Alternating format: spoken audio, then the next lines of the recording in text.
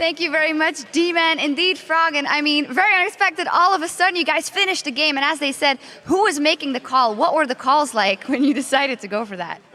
First, we fought for Dragon. Then we went to mid. And we pushed down the mid tower really fast. And we were way faster than them because we were pushing us 5.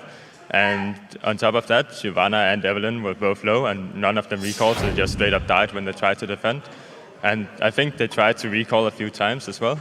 And they just called to don't finish them, and it's just they get caught and they die, and we can end the game. So.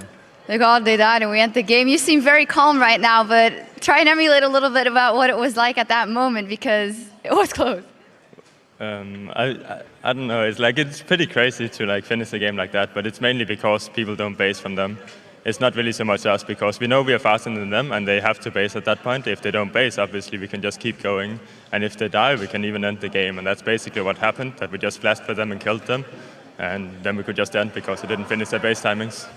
Well, amazing finish in any case. And talk me through a little bit of the rest of the game. Up first is a Brown, and I think baited out the Twisted Fate with the Kayle first pick.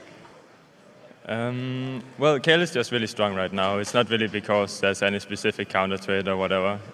She's just really strong. Even if she gets behind, she's really she's probably the strongest in the game right now outside of Kassadin.